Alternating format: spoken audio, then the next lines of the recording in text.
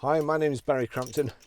Today I'm going to show you around our Land Rover Freelander, then I'll take you for a ride in it, but first I'll tell you a little bit more about it. I won't be going out there today. It's a Freelander 2 2.2 SD4 HSE Luxury, four-wheel drive of course, 2013 on a 13 plate. Has done 54,796 miles. It's got a full service history, a fuel economy, urban 32.5 miles per gallon, ex-urban 48.7 miles per gallon, and combined is 40.4 miles per gallon. Has a 0 to 60 time of 8.7 seconds, a top speed of 118 miles per hour out of 190 brake horsepower, 4-cylinder 16 valve engine. Road tax 6 months is £145.75 and 12 months is £265. Okay, I'll just tell you the service history. I don't think I could have printed it in a more microscopic font if I'd have tried. On the 17th of 6, 2014, 10,582 miles, Land Rover vehicles, Corby. 12th of 6, 2015, 20,835 miles, Hunter's Land Rover Preston. 7th of 5th, 2016, at 32,795 miles, Hunter's Land Rover Preston. 2nd of the 5th, 2017, at 42,122 miles, Hunter's Land Rover Preston. 12th of the 4th, 2018, at 43,475 miles, that was Kentdale Land Rover Kendal.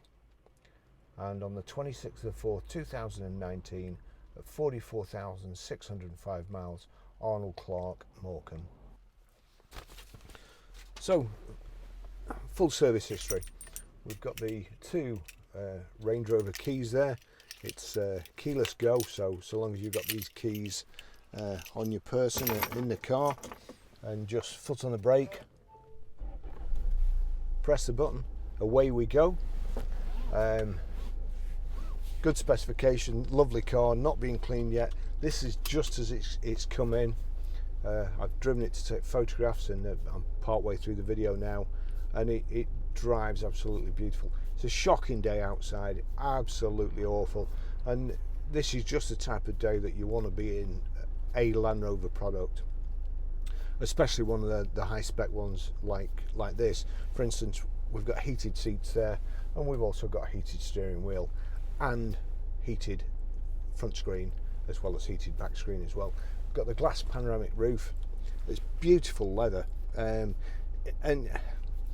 driving this, it's just kind of come home to me that these seats are actually more comfortable than the seats in a Range Rover Sport, and whoever's had this must be quite a diminutive person, because it feels like a brand new one as well. You know, this car's 7 years old, and the seats, the sponge in the seats still feel it still feels brand new, and it's got electric memory seats, and of course I always do it's like a bit of private detective work to build up a picture of who's had it before, and I'm a bit scared of doing this because whoever has had it must be very, very light, and light people are usually short, so I could well get crushed against the steering wheel here. Hang on, that's position 1. Not too bad. Position 2, again the seat moves and the mirrors move as well. That's position 2, and then position 3. Now, although that's a strange position, that suggests to me that whoever's had this car couldn't give a toss about anything. He's actually got one of his seat positions in a position to have a kip, so he must regularly just have a snooze in his car. He's not going to be racing anywhere. I doubt very much whether this car's been over 2,000 revs in its life. So hang on. I'll just get back to something near. There we go. And we've also got, let's just see, height and reach adjustable steering wheel as well. Let's just get that down there, and yeah, it will go down a bit more. I thought it would.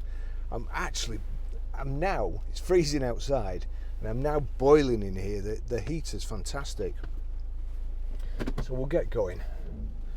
And another startling conclusion I came to before is that this having the 2.2 engine in, the old 1.8 Freelanders used to feel a bit light on the front end for me, and the ones with the diesel engine, obviously quite a bit heavier, seem more planted at the front. This with the 2.2 engine in, and the Range Rover Sport's got a 3 litre engine in, I'm loath to admit it, but I think this actually might drive better than the Range Rover Sport. I prefer the Range Rover Sport, the size of it, because you know, if you're approaching a vehicle waiting to pull out, with this it's a bit more compact, and they'll pull out in front of you and you have to slam on. But in a Sport, they'll think to themselves, if he doesn't stop, he's going to kill me. But the suspension, it's probably better suspension.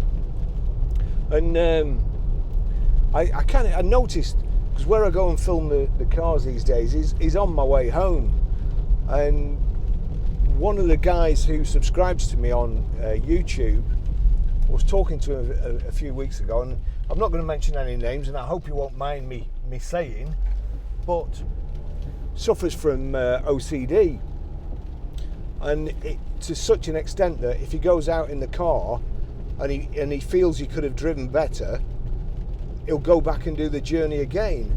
And you know,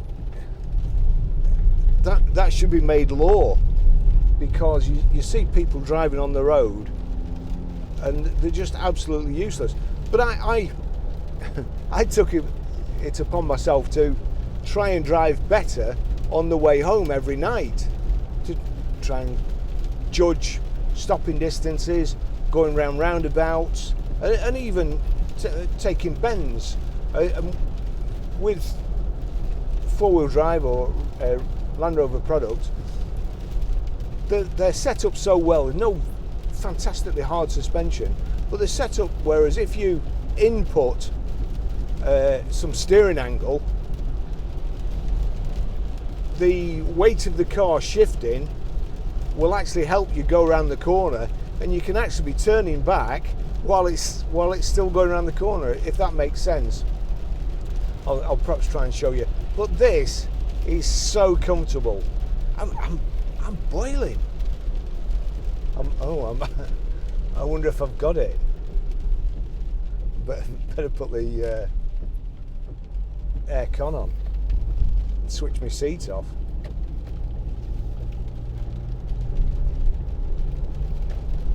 There we go. It's effortless driving. The engine's just about the right size for the car, although I'd like one with a 3 litre or 4.4 engine in. That'd be absolutely awesome. With the steering's perfect, with no wobbles. It's not pulling, except where you'd expect it to with the camber of the road. You've got your heated seats there, your heated front screen and rear screen there, the switches there, the all-important heated steering wheel here, and then you've got your phone controls, your cruise controls, and everything is proper switches, easy to use. Here we go. Just switch the nav screen on, just got to agree that everything's all right. So sat nav, it's got Bluetooth hands-free, Bluetooth audio streaming. You've got your terrain response switches here in the middle, cup holder, and then we've got another cup holder there, USB in and auxiliary in.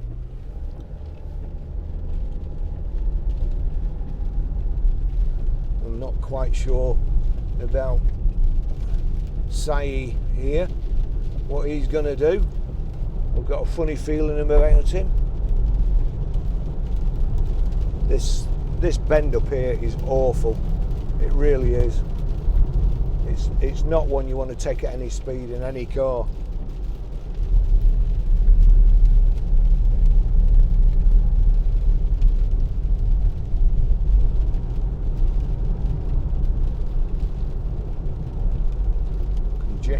junction 2 exit.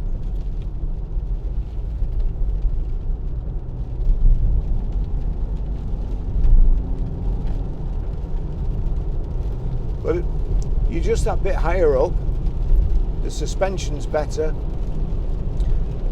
you're even above the spray off the wheels. If you can actually, hopefully you'll be able to see in the mirror there, the height of the spray coming off that truck would envelop most cars.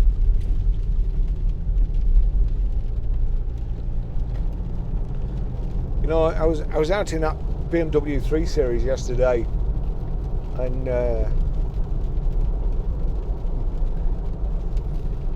I'd shift it out of the way to get in this. If I was going anywhere, I would honestly move it out of the way to get in this and be nice and comfortable. Have me snooze position on the seat there.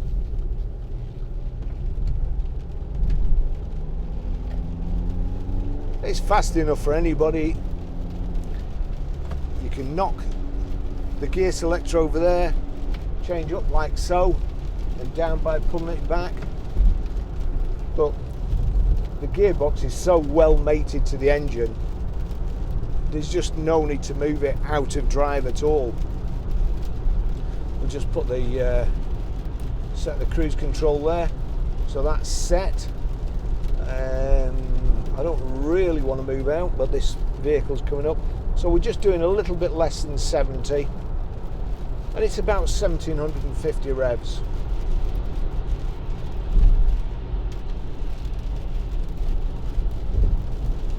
So hardly working, nice and quiet, nice light and airy in the cabin with this pan roof. You can put that blind across if you wanted to. There's an old 8 plate there. I'm sure it's not on the trailer because it's broke down. It's obviously being delivered to a new customer. Let's get past.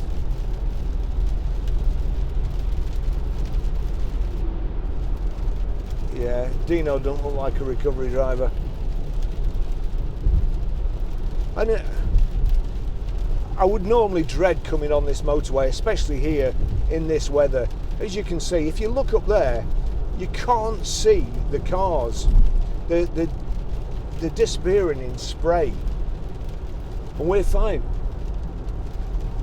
So nice and comfortable. Cruise control on. I'm gonna have to knock it off here because coming off at the next junction and they bunch up here. But you know, like that BMW there, it'll be on probably M Sport suspension with run flats, and the car will be growling down the motorway, and you can feel everything through the steering wheel. Just horrible. Nothing here. You can feel the road okay, but you can't feel every little grain in the tarmac. Just great cars.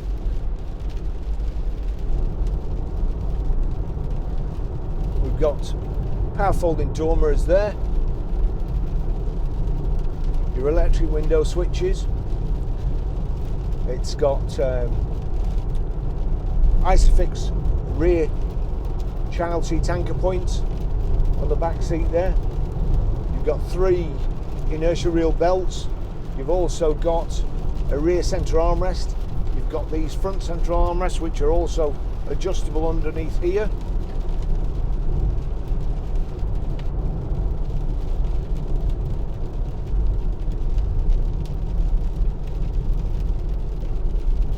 Just a very nice, and I prefer the shape of these.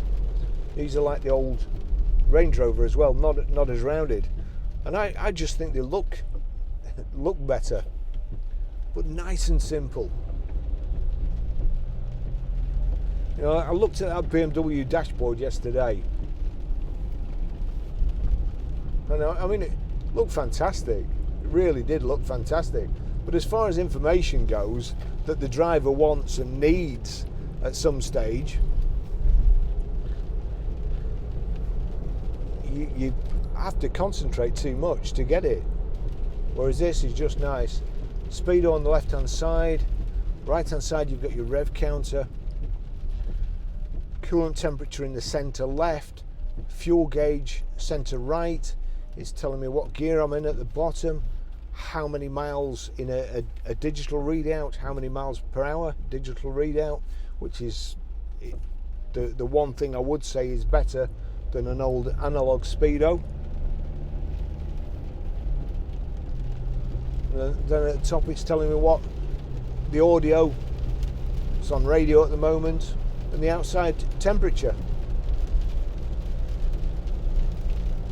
Just a very relaxed way of driving. This is quite modern effect as well. It's the piano black insets to the door cards, the steering wheel, the dash, and the center console with the aluminium, brushed aluminium there. Meridian speakers, sound system. Speakers are fantastic.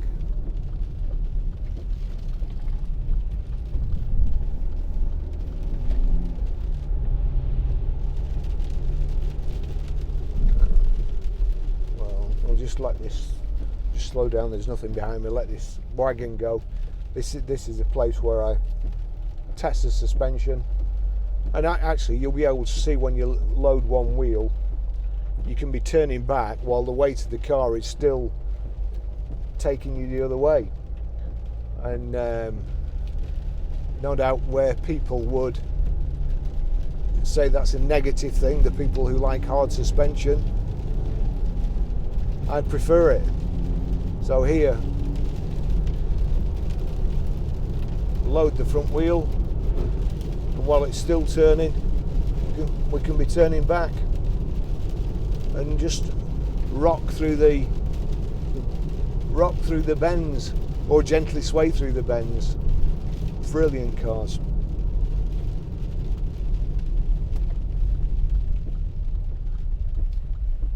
I don't know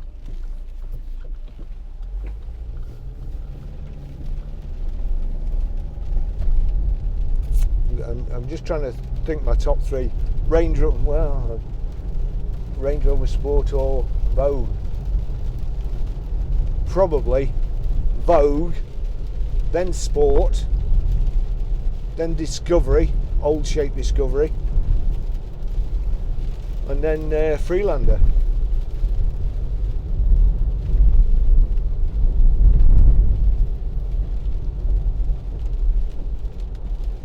When we get back to the garage, I'll show you how to pair a mobile to the Bluetooth system, how to delete a mobile, how to stream audio, how to set the sat nav.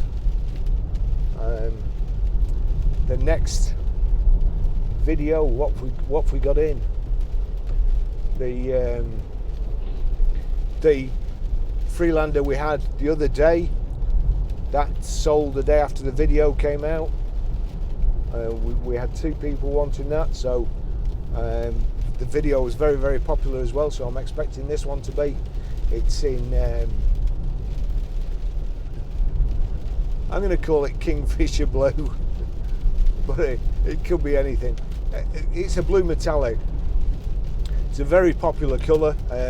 We had a Range Rover Sport in this colour, and somebody from Devon, I think Taunton, Somerset, they had been looking for one for months. We got that in and they bought that straight away, specifically because of the colour. Nice rich colour, good combination with this charcoal leather as well. It's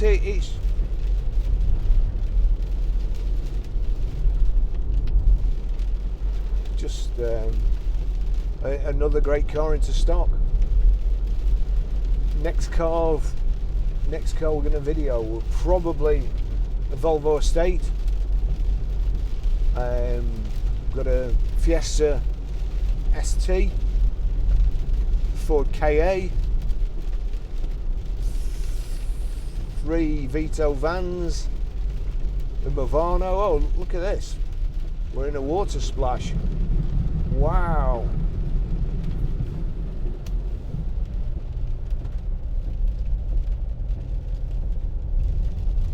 Me and dead owls don't give a hoot. Big water splash. Now he's going to struggle.